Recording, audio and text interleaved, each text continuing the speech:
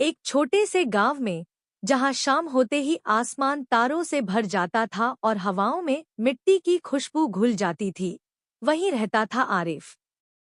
उसकी जिंदगी बहुत साधारण थी। दिन भर मेहनत, रात को थक कर सो जाना। लेकिन उसके दिल में एक खामोश खालीपन था, जैसे वो किसी का इंतजार कर रहा हो।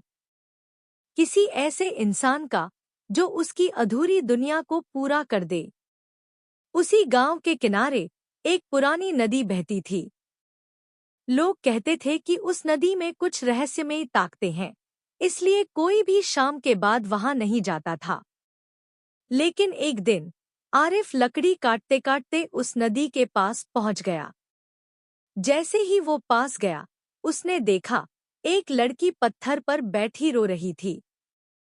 उसके आंसू नदी में गिर रहे थे, और अजीब बात यह थी कि हर आंसू पानी में गिरकर हल्की सी चमक पैदा कर रहा था। आरिफ धीरे धीरे उसके पास गया। तुम ठीक हो? उसने पूछा। लड़की ने आंसू पोंछे और उसकी तरफ देखा। उसकी आंखों में अजीब सी गहराई थी, जैसे उनमें कोई राज छुपा हो। मैं ठीक हूँ, उसने धीमे से कहा, बस मेरी किस्मत ठीक नहीं है। उसका नाम जारा था। उस दिन के बाद आरिफ रोज उस नदी के पास जाने लगा। जारा भी वहीं आती। दोनों घंटों बात करते, जिंदगी की, सपनों की, डर की। धीरे धीरे वो अनजान रिश्ता गहराता गया। आरिफ को महसूस होने लगा कि उसकी जिंदगी का खालीपन अब भर रहा है। और जारा, वो भी मुस्कुराने लगी थी। लेकिन जारा के चेहरे पर कभी-कभी एक अजीब सी उदासी छा जाती। एक दिन आरिफ ने पूछ ही लिया, तुम हमेशा इतनी उदास क्यों हो जाती हो? जारा कुछ देर चुप रही, फिर बोली, क्योंकि मैं तुम्हारी दुनिया की नहीं हूं। आरिफ हंस पड़ा। मतलब? जारा ने उसकी आंखों में देखा, मैं जादुई खानदान से हूं। हमारे नियम अलग हैं। हमें इंसानों से प्यार करने की इजाजत नहीं है। आरिफ का दिल एक पल के लिए रुक सा गया। लेकिन फिर उसने कहा, मुझे फर्क नहीं पड़ता। प्यार तो बस दिल से होता है, दुनिया से नहीं। जारा ने सिर झुका लिया। तुम समझ नहीं रहे। अगर मैंने किसी इंसान से सच्चा प्यार किया, तो या तो मैं मर जाऊंगी, या वो। ये सुनकर भी आरिफ पीछे नहीं हटा। अगर ये सच है, तो मैं उस सच को बदल दूंगा, उसने दृढ़ आवाज में कहा। दिन बीतते गए। उनका प्यार और गहरा होता गया। लेकिन हर खुशी के साथ एक डर भी था, जुदाई का, मौत का। एक रात, जब चांद पूरा था, दोनों नदी किनारे बैठे थे। हवा ठंडी थी और चारों तरफ सन्नाटा। अचानक आसमान में काले बादल छा गए। बिजली चमकी और एक भारी आवाज गूंजी, जारा। जारा का चेहरा सफेद पड़ गया। वो आ गए। अगले ही पल एक लंबा, काले कपड़ों में लिपटा आदमी उनके सामने खड़ा था। उसकी आंखें आग की तरह चमक रही थी। वो जारा का पिता था, एक शक्तिशाली जादूगर। तुमने हमारे नियम तोड़े हैं, उसने गुस्से में कहा। एक इंसान से प्यार? ये नामुमकिन है। उसने हाथ उठाया और एक तेज रोशनी फैली। अगले ही पल जारा गायब हो गई। आरिफ चिल्लाया, जारा, लेकिन उसकी आवाज खाली हवा में खो गई। उस रात के बाद सब कुछ बदल गया। जारा कहीं नहीं थी। कोई नहीं जानता था कि वो कहाँ गई। लेकिन आरिफ ने हार नहीं मानी। उसने ठान लिया कि वो उसे ढूंढेगा, चाहे कुछ भी हो जाए।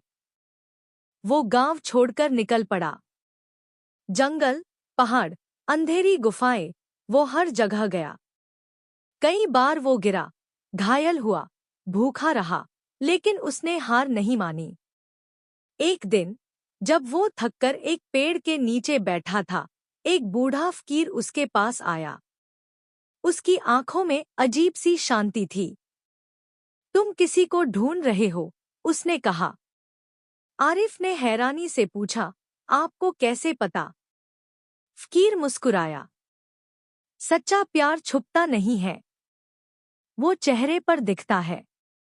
आरिफ ने उसे सब कुछ बता दिया। फकीर कुछ देर सोचता रहा, फिर उसने अपनी जेब से एक तावीज निकाला। ये लो, ये तुम्हें जादू से बचाएगा। लेकिन याद रखना, असली ताकत इस तावीज में नहीं, तुम्हारे दिल में है। आरिफ ने तावीज लिया और फिर से अपनी यात्रा शुरू की। कई दिनों बाद उसे एक ऊंचा, डरावना किला दिखा। चारों तरफ काले बादल थे और हवा में अजीब सी ठंडक थी। उसे समझ आ गया, यही वो जगह है। वो किले के अंदर गया। हर कदम पर उसे जादुई जाल मिले, भूत, परछाइयां, आग की दीवारें। लेकिन तावीज और अपने हौसले के दम पर वो सब पार करता गया। आखिरकार वो एक बड़े कमरे में पहुंचा। वहां ज़ारा एक चमकते हुए घेरे के अंदर कैद थी। आरिफ, ज़ारा की आंखों में आंसू आ गए। तुम यहाँ क्यों आए? तुम मर जाओगे। तुम्हारे बिना जीकर क्या करूंगा? आरिफ ने कहा। तभी जादूगर प्रकट हुआ। तुम बहुत दूर आ गए हो, इंसान, उसने कहा। लेकिन ये यहीं खत्म होगा। उसने एक शक्तिशाली जादू चलाया। चारों तरफ बिजली कड़कने लगी। लेकिन आरिफ पीछे नहीं हटा। मैं उसे ले जाऊंगा, उसने दृढ़ता से कहा। जादूगर हंसा। ठीक है। अगर तुम्हारा प्यार इतना सच्चा है, तो एक परीक्षा होगी। तुम दोनों में से एक को अपनी जान देनी होगी। तभी ये बंधन टूटेगा।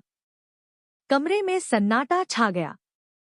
ज़ारा ने तुरंत कहा, मैं अपनी जान दूंगी। नहीं, आरिफ ने उसे रोका। मैं ये नहीं होने दूंगा।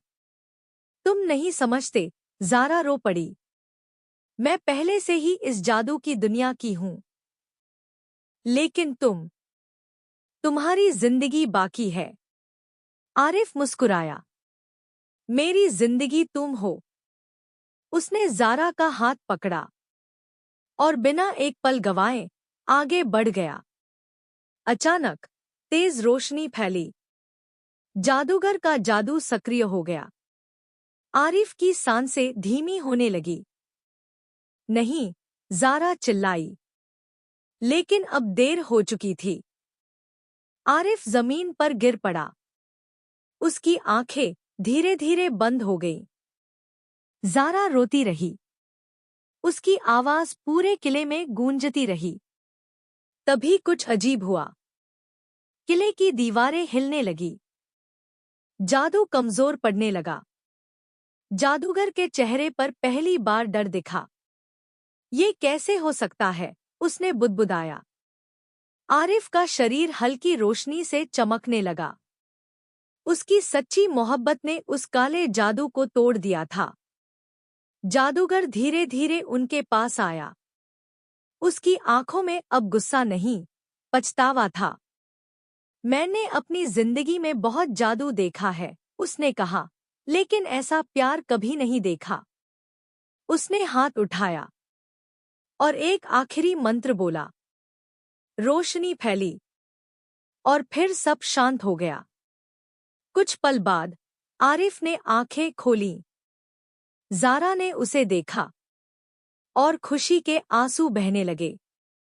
तुम जिंदा हो, जादूगर ने कहा। अब कोई बंधन नहीं है। तुम दोनों आजाद हो। किले की दीवारें गायब हो गईं। अंधेरा छंट गया। आसमान साफ हो गया। आरिफ और ज़ारा एक दूसरे के पास खड़े थे, बिना किसी डर के। उनकी मोहब्बत ने हर रुकावट को हरा दिया था, जादू को, किस्मत को और मौत को भी। समय बीतता गया। दोनों ने एक नई जिंदगी शुरू की। अब न कोई जादू था, न कोई डर, बस प्यार था, सच्चा और हमेशा के लिए।